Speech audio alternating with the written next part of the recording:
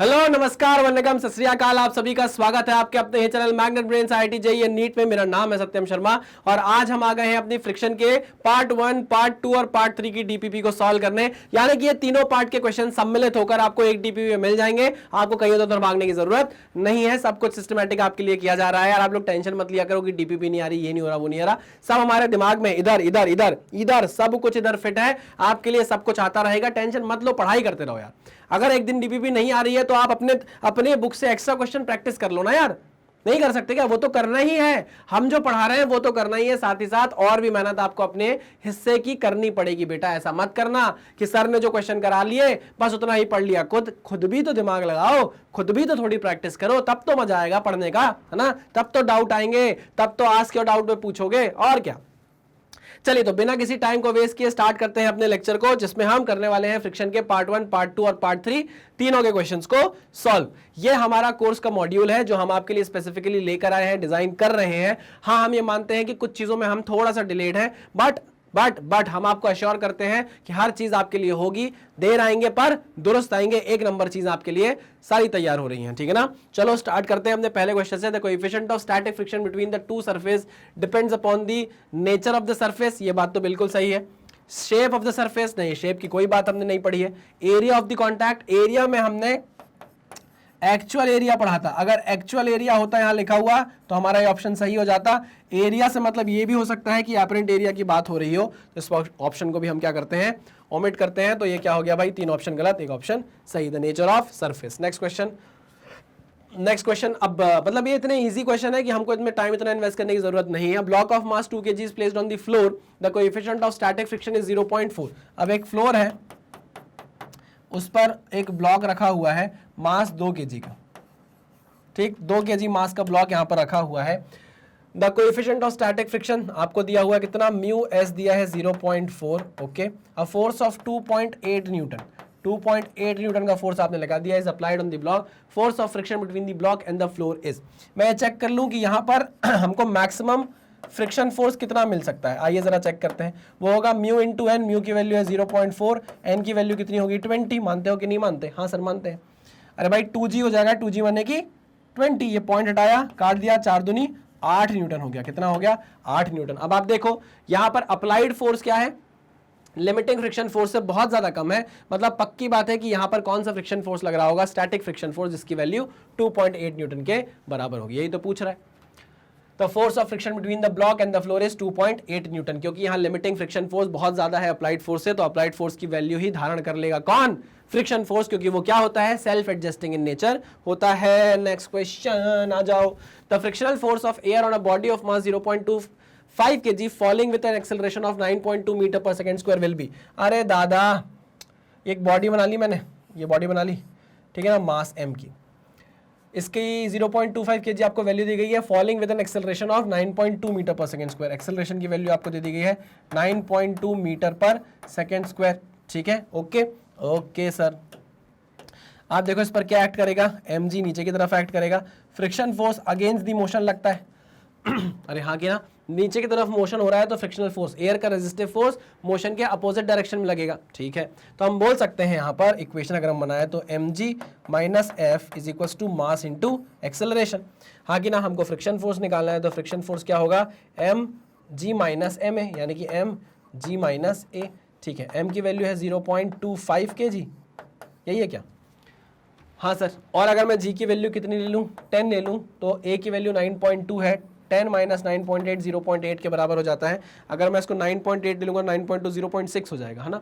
देखते हैं आंसर किसके भरोसे हमको दिया गया है। तो f की वैल्यू किसके बराबर आ जाएगी, 0.25 इंटू 10 माइनस 9.2 यानी कि 0.8, है ना, 0.8। अब आप देखिए, नीचे गया 0, नीचे गया 0, 25 अट्ठे 200, है ना, 25 अट्ठे 200, 200 डिवाइड बाय 1000 कितना आ जाएगा, 0.2 न्यूटन। कितना आ जाएगा, 0.2 न्यूटन।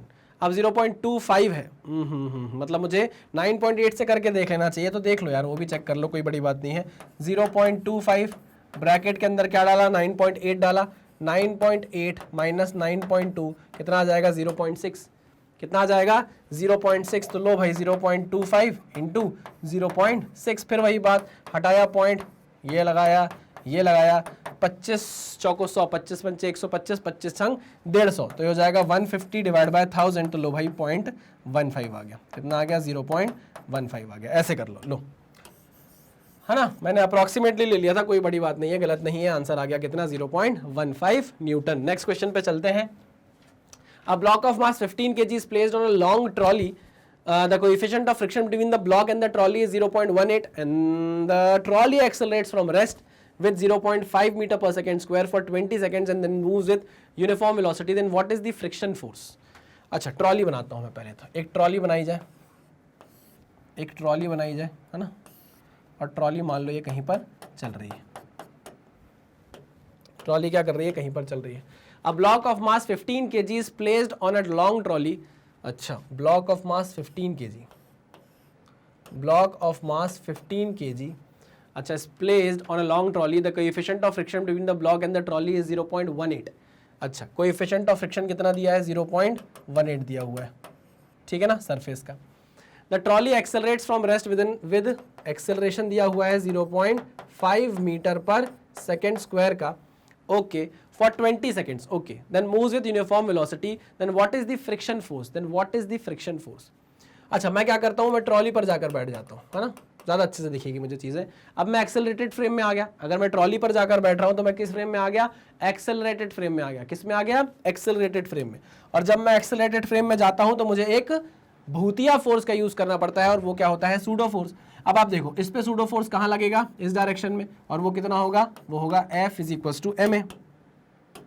अरे सूडो फोर्स लगा रहा हूँ भैया, सूडो फोर्स लगेगा कि नहीं, F = ma, है ना। मास किसका 15 kg, एक्सेलरेशन इस ट्रॉली का 0.5, तो ये कितना हो गया 7.5, तो F की वैल्यू कितनी आ गई 7.5 न्यूटन। अब आप देखो, इस ब्लॉक पर पीछे की तरफ क्या लग रहा होगा, 7.5 न्यूटन का सूडो फोर्स लग रहा होगा, ठीक है सर, जो इसको इधर खिसकाने की कोशिश करेगा, समझना मेरी बात, है ना। ओके, मैं चेक कर लेता हूं कि ये सरफेस इसको कितना मैक्सिमम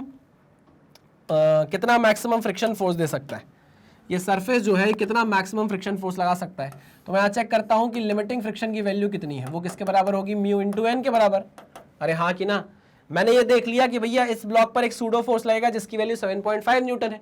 अच्छा, तो मुझे ये चेक करना है कि ये 7.5 न्यूटन का जो फोर्स है क्या इस ब्लॉक को खिसका पाएगा कि नहीं खिसका पाएगा। तो हम चेक कर लें कि भैया ये जो सरफेस है ये इस पर ब्लॉक पर कितना फ्रिक्शन फोर्स लगाता है, मैक्सिमम वैल्यू यानी कि लिमिटिंग फ्रिक्शन कितना आ जाएगा। म्यू की वैल्यू आपको कितनी दी गई 0.18, और नॉर्मल रिएक्शन कितना आ जाएगा 15 kg, अच्छा बहुत ज़्यादा हो जाएगा 150, तो ये हो जाएगा 18 × 150 divide by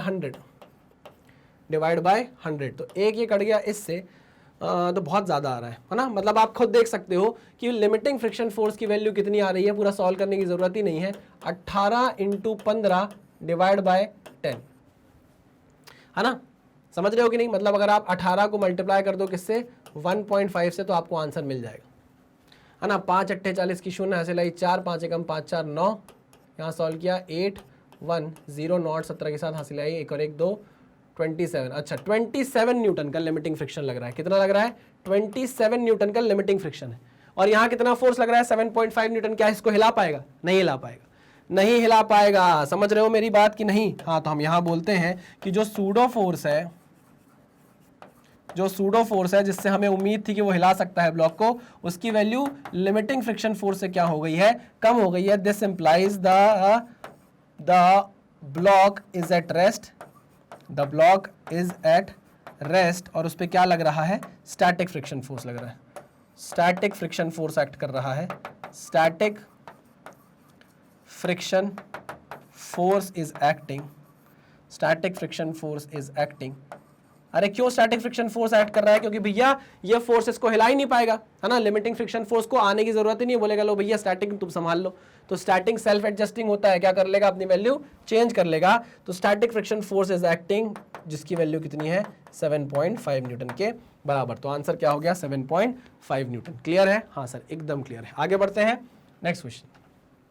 A 2 kg block A is placed on 8 kg block B which rests on a table. Coefficient of friction अच्छा between A and B is 0.2 and between B and table is 0.5. अच्छा, A 25 Newton horizontal force is applied on the block B, then the friction force between the block A and block B. अच्छा, बड़ा question दे दिया थोड़ा सा, कोई बात नहीं है, क्वेश्चन को सॉल्व कर लेंगे हम, डरते तो बिल्कुल भी नहीं है।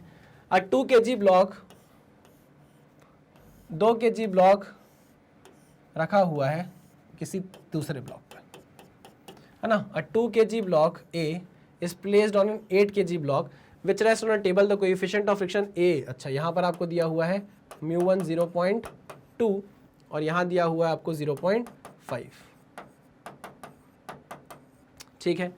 A 25 newton horizontal force is applied on the block B, यहाँ पर आपको 25 न्यूटन का फोर्स अप्लाई कर दे दिया गया है। Then the friction force between block A and B, आपको यहाँ पर फ्रिक्शन फोर्स पूछ रहा है वो। यार सिंपल सी बात है, सिंपल सी बात है, जो हमने किया है लेक्चर में समझा है हम वही करने वाले हैं। पहले हम फ्री बॉडी डायग्राम बनाएंगे, तो मैंने पहले उठाया ऊपर वाला ब्लॉक 2 kg का, है ना, और फिर मैंने उठाया नीचे वाला ब्लॉक 8 kg का। समझना मेरी बात, जैसे ही 8 kg वाले ब्लॉक पर वो फोर्स लगा होगा 25 न्यूटन। अच्छा, मुझे नहीं पता कि उस 25 न्यूटन के बाद ये दोनों साथ में मूव करेंगे कि नहीं करेंगे, तो मैंने कहा यार पहले मैं वो एफ फोर्स की वैल्यू निकाल लेता हूं जिस वैल्यू तक ये दोनों ब्लॉक साथ में मूव करने वाले हैं।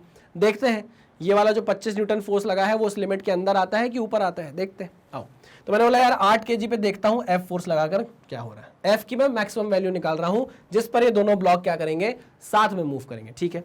ये 8 kg ब्लॉक को एफ फोर्स खींचने लगा, तो ये बोला 2 kg के ब्लॉक को कि चल तू भी मेरे साथ चल। 2 kg वाला बोला कि तू क्यों जा रहा है आगे, चल मैं तेरे को पीछे खींच लेता हूं, तो यहाँ पे फ्रिक्शन फोर्स लगा, है ना।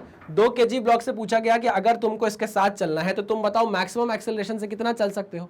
उसने बोला यार मुझ पर तो सिर्फ और सिर्फ फ्रिक्शन फोर्स एक्ट कर रहा है। याद करो रूल, पहला रूल क्या, वो वाला ब्लॉक आइडेंटिफाई करना है हमको जिस पर फ्रिक्शन लग रहा हो, यही वो ब्लॉक है। हाँ, ये मैक्सिमम किस एक्सेलरेशन तक जा सकता है वो डिपेंड करता है फोर्स की, फ्रिक्शन फोर्स की लिमिटिंग वैल्यू पे, ठीक है ना।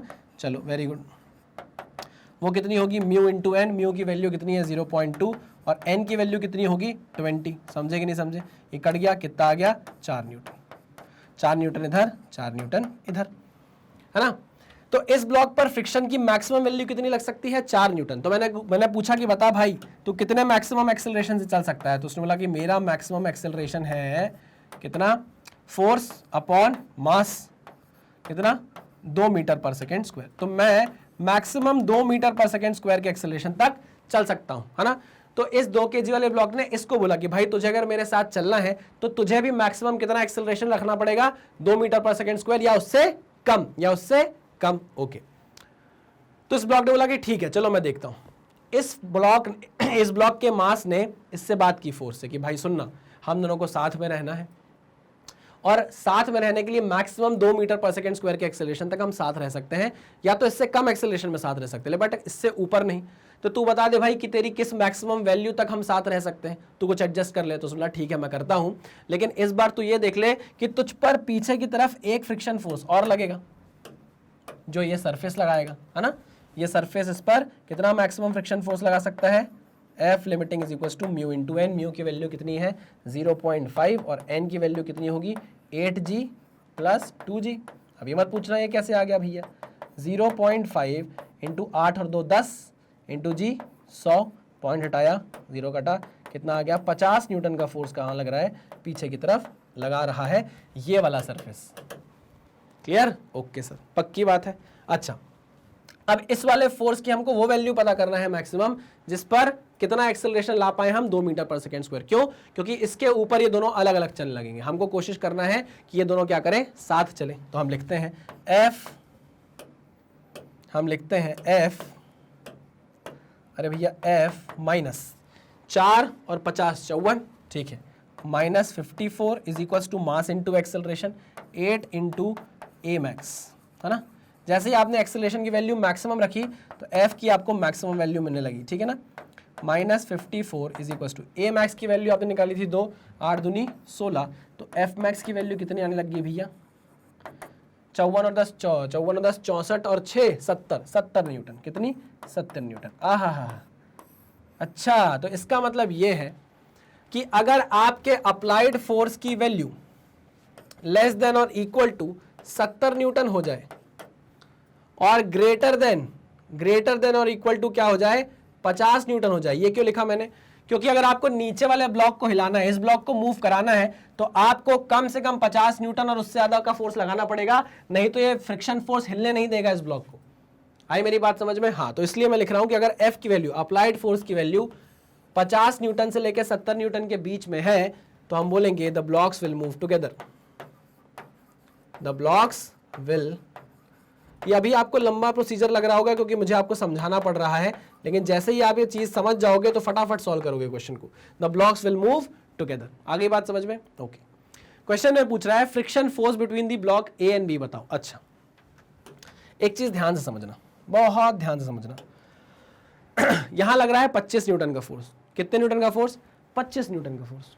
ठीक, आपको कम से कम F की वैल्यू 50 से ऊपर चाहिए तभी ब्लॉक हिल पाएगा, लेकिन आप पे लग रहा है कितना? 25 न्यूटन का फोर्स। क्या ये ब्लॉक हिलेगा?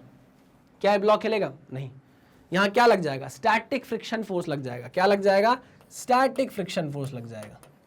क्या लग जाएगा? स्टैटिक फ्रिक्शन फोर्स लग जाएगा, है ना? आई मेरी बात समझ में? अच्छा, और वो किसके बराबर हो जाएगा? अप्लाइड फोर्स के बराबर, यानी कि 25 न्यूटन के बराबर। The friction force between the block A and B, अच्छा सॉरी, ए एंड बी के बीच में पूछ रहा है। सॉरी, मुझे लगा कि नीचे सरफेस के बीच में पूछ रहा है। ए एंड बी के बीच में पूछ रहा है, ठीक है, ए एंड बी के बीच में निकाल लेते हैं। हाँ भाई, यहां पर आप देखिए 25 न्यूटन का फोर्स है, तो ये ब्लॉक तो नहीं हिलने वाला, ये ब्लॉक नहीं हिलने वाला। अगर ब्लॉक ये वाला नहीं हिलेगा तो ये ब्लॉक हिलेगा क्या? अरे भाई, ये ब्लॉक हिलता तो फिर ये ब्लॉक काम कुछ करते, ये ब्लॉक ही नहीं हिल रहा तो अब इस पर कोई असर ही नहीं होने वाला, तो फ्रिक्शन फोर्स इसके बीच में क्या आने वाला है? कुछ नहीं, जीरो। क्या आने वाला है? जीरो। बढ़िया क्वेश्चन है ना? मुझे लगा कि इसके बीच में पूछ रहा होगा, वो भी अगर बोल देता तो यहाँ पे स्टैटिक फ्रिक्शन आ जाता, लेकिन वो ऑप्शन में नहीं था, तो मुझे लगा कि ठीक है, वो पूछ रहा है यहाँ पर फ्रिक्शन कितना हो, यहाँ पर, यहाँ पर, मुझे लगा यहाँ पर पूछ रहा है। ठीक है, कोई बात नहीं, चलिए आगे बढ़ते हैं नेक्स्ट क्वेश्चन पे। क्वेश्चन सॉल्व कर लिया हमने। 2 ब्लॉक्स ए एंड बी, अच्छा फिर वैसे ही आ गया 2 kg एंड 5 kg, ठीक है। Rest on over the smooth, ठीक है। The coefficient of static and dynamic friction between A and B, ठीक है, इक्वल टू 0.6, ठीक है। The maximum horizontal force can be applied in order to both A and B do not have any relative motion.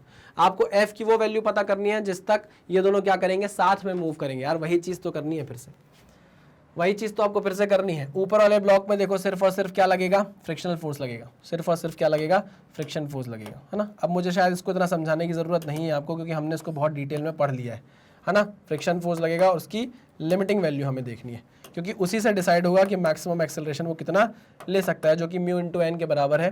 तो 0.6 into N किसके बराबर होगा? 20, है ना। 0 से पॉइंट कट गया, कितना आ गया? 12 न्यूटन। कितना लग रहा है? 12 न्यूटन, ठीक है ना। इसी से डिसाइड होगा कि मैक्सिमम एक्सेलरेशन इस ब्लॉक का कितना हो सकता है। 2 kg वाले कितना मैक्सिमम एक्सेलरेशन हो सकता है इस डायरेक्शन में? बताओ मुझे। हो सकता है फोर्स अपॉन मास 2, तो कितना आ गया? 6 मीटर पर सेकेंड स्क्वायर का मैक्सिमम एक्सेलरेशन ये ब्लॉक झेल सकता है साथ चलने के लिए, है ना। अब नीचे वाले ब्लॉक से बात की गई कि भैया तुम फोर्स को इस तरीके से एडजस्ट कराओ कि मैक्सिमम एक्सेलरेशन 6 मीटर पर सेकेंड स्क्वायर करें, ठीक है ना। तो इस पे लग रहा है पीछे की तरफ लिमिटिंग फ्रिक्शन, इस पे लगेगा पीछे की तरफ लिमिटिंग फ्रिक्शन जिसकी वैल्यू है 12 न्यूटन, है ना। और आगे की तरफ लग रहा है F जिसकी हमको मैक्सिमम वैल्यू पता करनी है ना। कितना kg है भैया? 5 kg है। अच्छा, और एक्सेलरेशन की वैल्यू आपको पता है 6 मीटर पर सेकेंड स्क्वायर है। तो F minus 12 is equals to mass into acceleration, यानी कि 6। F इज इक्वल्स टू 6 पंचे 30 और 10 40, 42 न्यूटन। कितना आ गया F की वैल्यू? 42 न्यूटन। खत्म खत्म खत्म खत्म, कुछ भी नहीं था। मैंने आपको बोला था ना कि जैसे जैसे हाथ जमता जाएगा क्वेश्चन आराम से बनते जाएंगे। Body is placed on an inclined plane, has to be pushed down in order to make it move.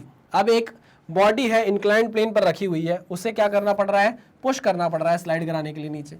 ये मास रखा हुआ है, मान लीजिए एम मास, है ना। ये एंगल है theta, this is the normal reaction and this is the vertical. इसके बीच का एंगल हमसे पूछ रहा है। आओ बात करते हैं। बोल रहा है body is placed on an inclined plane, body को इंक्लाइंड प्लेन पर रखा गया है, ठीक है ना। It has to be pushed down in order to make it move. ऐसे नहीं जा रही थी नीचे, उसको धक्का देना पड़ा तब जाकर वो नीचे घूमी, नीचे जाकर स्लाइड हुई है। The angle made by the normal reaction with the vertical will be, normal reaction with the vertical will be, this is normal reaction and this is the vertical, ठीक है ना। यहाँ पर क्या आएगा? यहाँ पर क्या आएगा? This is mg, this is mg cos theta, this is mg cos theta. ये एंगल भी थीटा है, ये एंगल भी क्या है? थीटा है। अब वो बोल रहा है कि ये जो एंगल थीटा है it is equal to angle of repose नहीं, अगर एंगल ऑफ रिपोज के बराबर होता तो जस्ट अबाउट टू मूव हो जाता, धक्का देने की जरूरत नहीं पड़ती। Equal to the angle of friction नहीं, ये भी नहीं। Less than the angle of repose, ये बिल्कुल सही है। यहां पर जो थीटा है वो less than the angle of repose है, तभी इसको क्या करना पड़ रहा है, धक्का देने की जरूरत पड़ रही है। अगर थीटा की वैल्यू अल्फा से बड़ी हो जाती तो ये अपने आप सरक कर नीचे आ जाता। आई मेरी बात समझ में? ओके चलिए वेरी गुड, आगे बढ़ते हैं। A block of mass 0.1 kg is pressed against a wall with a horizontal force of 5 Newton. Okay. If the coefficient of friction between the wall and the block is 0.5, ठीक है, आपको mu कितना दिया हुआ है, 0.5 दिया हुआ है, ठीक। Then the frictional force acting on the block will be, simple सी बात है, नीचे कितना वेट एक्ट कर रहा है, वेट एक्ट कर रहा है 0.1 इंटू 10, यानी कि 1 न्यूटन का फोर्स नीचे की तरफ एक्ट कर रहा है, ठीक है ना। नॉर्मल रिएक्शन की वैल्यू 5 न्यूटन के बराबर है, नॉर्मल रिएक्शन किसके बराबर आ गया है, 5 न्यूटन के बराबर। तो हम जरा चेक कर लें कि लिमिटिंग फ्रिक्शन फोर्स कितना होगा, फ्रिक्शन फोर्स मैक्सिमम कितना प्रोवाइड कर सकता है ये सरफेस। तो आप बोलोगे mu into N 0.5 into N की वैल्यू है 5। आई मेरी बात समझ में? तो कितना हो जाएगा ये, 2.5 न्यूटन। कितना, 2.5 न्यूटन। तो यहाँ पर आप देखिए 2.5 न्यूटन तक तो आप नहीं हिला सकते, आपको 2.5 न्यूटन या उससे ज़्यादा फोर्स लगाना पड़ेगा, तब ये ब्लॉक नीचे सरकना चालू करेगा। तो अगर यहाँ पर 1 न्यूटन लग रहा है ना, तो ये तो क्या है भैया, 2.5 न्यूटन से कम है। तो यहाँ पर क्या एक्ट करेगा, स्टैटिक फ्रिक्शन फोर्स एक्ट करेगा, और उसकी वैल्यू कितनी होगी, 1 न्यूटन के बराबर। कितनी होगी, 1 न्यूटन के बराबर, या इसको आप 9.8 मान लो। क्यों 9.8 मान लो, क्योंकि भैया आपने यहाँ पर जी की वैल्यू 10 ले ली है, अप्रॉक्सीमेट 9.8 ले लेना, तो यहाँ 9 पॉइंट क्या आ जाएगा। ये बोल रहा हूँ मैं, देखो तुम लोग ना डरते बहुत जल्दी हो, ये देखो ये बोलना चाह रहा हूँ मैं। यहाँ पर नीचे की तरफ क्या लगेगा, 0.5 मास, और ये कितना हो जाएगा, 9.8। आई बात समझ में? हाँ सर समझ में आ गई। अब देखो ये पॉइंट हटाया, नीचे कितना हो गया 100, 98/100, तो ये कितना हो गया 0.98। ठीक, अब देखो यहाँ ऑप्शन है क्या 0.98, तो आंसर कितना हो गया 0.98। ठीक है ना, पहले 1 आ रहा था, अब 0.98 आने लग गया। दिक्कत नहीं सर, कोई दिक्कत नहीं। चलो आगे बढ़ते हैं नेक्स्ट क्वेश्चन पे। A block slides with a constant velocity on a plane inclined at an angle theta, the same block is pushed up the plane with an initial velocity v naught, the distance covered by the block before coming to rest। अब इसमें क्या बोल रहा है, simple सी बात है, inclined plane बना लो पहले तो। Block slides with a constant velocity on an plane, ठीक है, एक प्लेन पर कांस्टेंट वेलोसिटी से एक ब्लॉक स्लाइड कर रहा है। अगर कोई ब्लॉक किसी प्लेन पर कांस्टेंट वेलोसिटी से स्लाइड कर रहा है, इसका ये मतलब है कि उस पर जो लगने वाला ये फोर्स है mg sin थीटा, वो किसके बराबर हो जाएगा, वो किसके बराबर हो जाएगा भाई, फ्रिक्शन फोर्स के बराबर होगा, यानी कि म्यू mg cos थीटा के बराबर होगा। अब ये मत पूछना ये कैसे हो गया, हाँ गलत बात हो जाएगी, बहुत गलत बात हो जाएगी। अगर कांस्टेंट वेलोसिटी से चल रहा है, वेलोसिटी अगर कांस्टेंट है, तो इसका मतलब ये है कि नेट फोर्स 0 है। नेट फोर्स 0 है का मतलब ये है कि mg sin थीटा जो है वो म्यू mg cos थीटा के बराबर है, म्यू mg cos थीटा के बराबर है ना। इसका मतलब ये है mg गया sin theta upon tan theta is tan theta की वैल्यू किसके बराबर आ गई, म्यू के बराबर आ गई। ठीक है ना, ओके। आगे क्या बोल रहा है, the same block is pushed up the plane with an initial velocity of v naught. अच्छा, the distance covered by the block before coming to rest. इसका मतलब ये है इनिशियल वेलोसिटी आपको ये दे दी गई v नॉट, और फाइनल वेलोसिटी आपको दे दी गई है 0। अब आप ब्लॉक को ऊपर की तरफ पुश कर रहे हो, तो अगर ये ब्लॉक ऊपर की तरफ जा रहा है तो उस पर नीचे की तरफ एक्सेलरेशन लगेगा पूरा का पूरा। मतलब अब जो फ्रिक्शन फोर्स होगा वो म्यू mg cos थीटा इधर लगने लग जाएगा, म्यू mg cos थीटा इधर लगेगा, और mg sin थीटा तो इधर ही लग रहा था। आई मेरी बात समझ में? हाँ सर समझ में आ गई। समझ रहे हो कि नहीं समझ रहे हो? हाँ सर समझ रहे हैं। The same block is pushed up the plane with an initial velocity v nought, the distance covered by the block before coming to rest. Acceleration की वैल्यू क्या होगी, मतलब डिसेलरेशन होगा, इस डायरेक्शन में मोशन हो रहा है, और नीचे की तरफ क्या लग रहा है, फोर्स लग रहा है। अरे हाँ कि ना, हाँ सर बिल्कुल सही कह रहे हो। तो इसका मतलब क्या हुआ, F is equals to ma। Total force कितना लग रहा है नीचे की तरफ, टोटल फोर्स लग रहा है mg sin theta plus mu mg cos theta, नीचे की तरफ लग रहा है। अरे हाँ कि ना, फोर्स क्या होता है, मास इंटू एक्सेलरेशन के बराबर, तो ये हो जाएगा mg sin थीटा, ऊपर की तरफ जा रहा है ना, ये एक्सेलरेशन की वैल्यू निकाल रहे हैं हम, म्यू mg cos थीटा। अरे net force is equal to mass into acceleration ना भैया। ओके, तो ये मास m गया, तो एक्सेलरेशन की वैल्यू कितनी आ गई, g sin theta plus mu g cos theta आ गई। हाँ सर आ गई। एक्सेलरेशन की वैल्यू आपके पास है, इनिशियल वेलोसिटी आपके पास है, फाइनल वेलोसिटी आपके पास है, डिस्टेंस निकाल लीजिए, सॉल्व कर लीजिए क्वेश्चन को। इक्वेशन ऑफ मोशन लगाई मैंने, v² is equals to u² plus 2ax, ठीक है ना। फाइनल वेलोसिटी तो 0 थी, इनिशियल वेलोसिटी v0 का स्क्वायर दे दिया गया था। मोशन के अगेंस्ट एक्सेलरेशन लग रहा है तो यहाँ मैं माइनस लगा दूंगा, माइनस ऑफ a की वैल्यू कितनी आ गई है, g sine theta plus mu की वैल्यू किसके बराबर है, टेन थीटा के बराबर, यानी कि टेन थीटा को मैं क्या लिख सकता हूँ, sine theta upon cos theta. Mu की जगह मैंने क्या रख दिया, टेन थीटा को मैं sine theta upon cos theta लिख सकता हूँ, इंटू जी इंटू कॉस थीटा। आई मेरी बात समझ में, इंटू एक्स, कॉस थीटा से कॉस थीटा कट गया। क्लियर? ओके सर, बिल्कुल क्लियर। तो आगे इसको सिंप्लीफाई करते हैं, हम सिंप्लीफाई करते हैं, इसको कॉपी कर लेता हूँ मैं और मिटा के इसको सिंप्लीफाई कर लेता हूँ। आइए इसको मिटा के सिंप्लीफाई कर लेता हूँ। कुछ गलत होगा क्या? नहीं सर। तो ये हो जाएगा v0 का square is equal to 2 times of g sine theta plus g sine theta, है ना, 2 टाइम्स ऑफ, देखो ये है g साइन थीटा और g sine theta, 2 times of g sine theta हो जाएगा, ब्रैकेट के बाहर लगेगा x, 2 2 जा 4g साइन थीटा हो गया, तो v0 square upon 4 times of g sine theta is nothing but the value of x। देखो v0 square upon 4 times of g sine theta है, बिल्कुल है, v0 square upon 4 times of g sine theta is the answer. खत्म question, कुछ भी नहीं था, कुछ भी नहीं था। पढ़ने का डर रहता है, अगर पढ़कर समझ नहीं आया क्वेश्चन तो डर जाता है इंसान। A body sliding down an inclined plane, a body is sliding down an inclined plane if the coefficient of friction is 0.5, g is equals to this, then the downward acceleration। अब फिर वही बात हो जाएगी भाई, F is equals to, नीचे की तरफ खिसक रहा है तो नीचे की तरफ कौन सा फोर्स लगेगा भैया, mg sin थीटा का कंपोनेंट, mg का एक component mg sin theta minus mu mg cos theta. ये F किसके बराबर है, मास इंटू एक्सेलरेशन के बराबर, तो ये हो जाएगा mg sin थीटा माइनस, इसका तो वैसे अगर आपको सिंपल फॉर्मूला भी याद है तो भी आप इस क्वेश्चन को सॉल्व कर सकते हो।